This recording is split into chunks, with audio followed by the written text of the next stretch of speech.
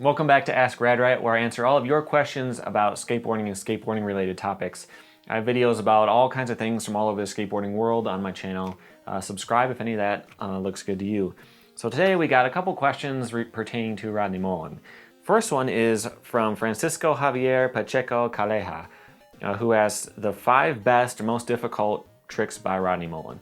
So I interpreted this as tricks that he landed, like in video parts, not tricks that he invented. So that'll be the way my list works. This isn't super thorough. I probably forgot 1 or 2, but these are the ones that came to mind. So number 5 is his impossible late varial flip. I talked about this in my impossible video. It was sketchy, yeah, but it was the 90s and no one really cared. But that is just a ridiculous trick.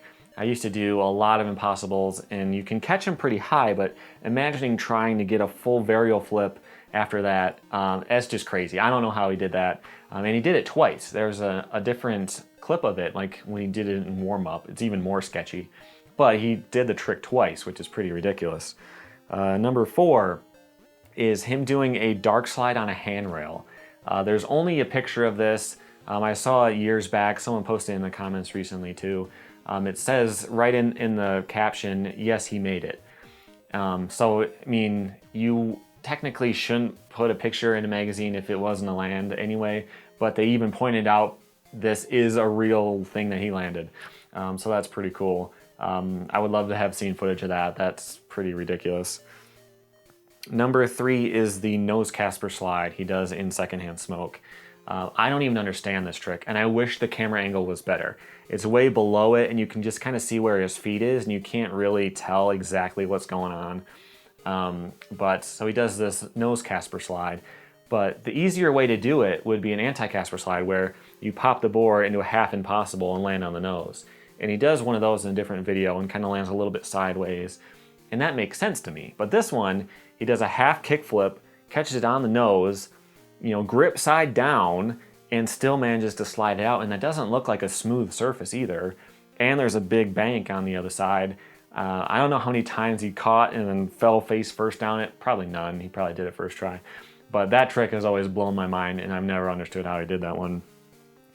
Second was his kickflip Primo to Primo slide. This is in almost round 3, one of his enders. He did a lot of this kickflip to Primo slide stuff, but that one actually switching from rail to rail while sliding, that one, I don't know how he did that one. That one was really crazy because he had just kind of started doing those. No one was really kickflipping onto something into a Primo. I don't think I've ever seen anyone do that. But he didn't just do the basics. He took it to an extreme, doing tray flips in, he was doing all kinds of stuff, and then his ender was something that no one had ever thought of at that point.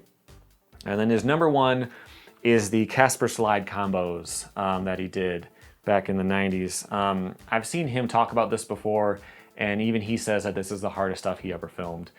So, for example, like the Casper 360 flip out, Casper slide, I can't even imagine. So I've done Casper 360 flips a couple of times.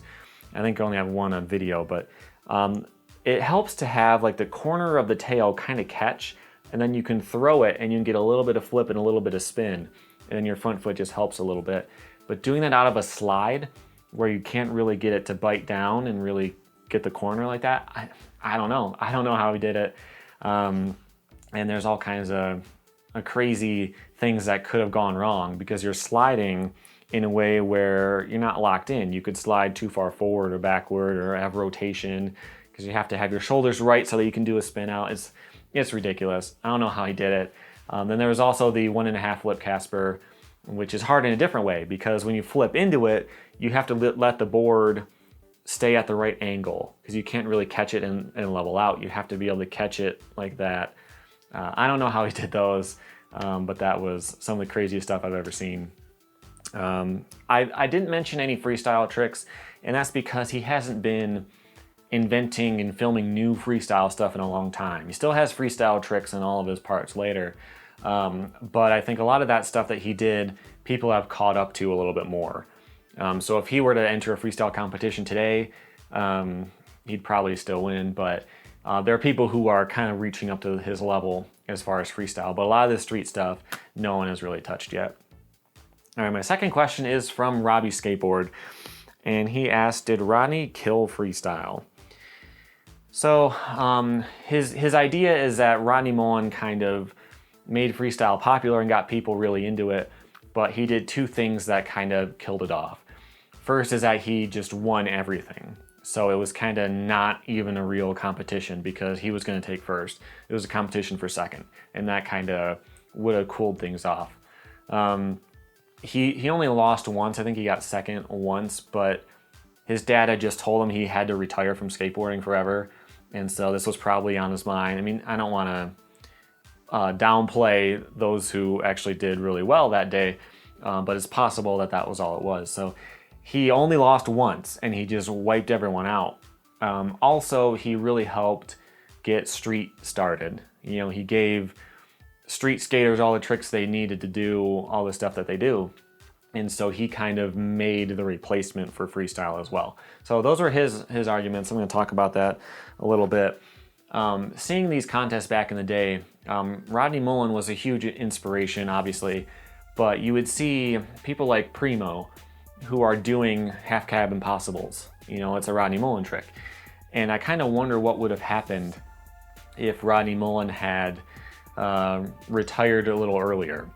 What if he retired right then when he lost that contest? If he actually did retire right then, even if he started doing street, what would have happened to freestyle? Would different people have been more open to doing their own stuff and not trying to follow him so much? I think that's possible.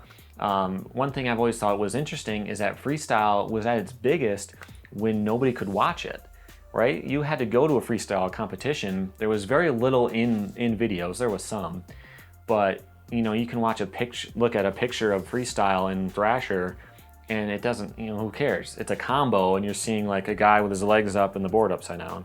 It's not really as interesting to watch as it would be on a video. So it seems like as video got more and more popular, freestyle actually died out when that should have been able to give it a boost. You know, vert looks impressive in pictures. Street, if you're doing a big gap or whatever, that looks impressive in pictures. Freestyle really needed video, and it kind of died out right when that became more and more possible. So I think it was definitely possible for freestyle to keep going, but it just didn't. And I think that there is some merit to what Robbie said, because with Rodney Mullen killing all those contests, who really wants to compete with him? You know, if you can either you can do street and you can just have fun and film stuff, or you can try to, you know, train every single day for hours and hours and hours and still get second at best. It was probably kind of scared people off a little bit. So I'm not sure if he was really responsible for that. It's too hard to say, because he also invented so much and pushed it in the direction that it went, that, you know, you would have to take him out of the entire equation and then see what happened from there. So I don't really know. I would like to see what you guys have to say about this topic.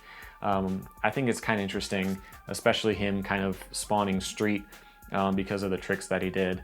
But I don't know, would it have been a good thing if freestyle stuck around and became more popular and street never really took off? I don't know. I don't think so. But anyway, let me know what you think about this in the comments, and also write your questions below or on Instagram or Twitter. I have links to those to see your question in a future episode. Until then, here are some more videos I made recently you might want to check out, and thank you for watching.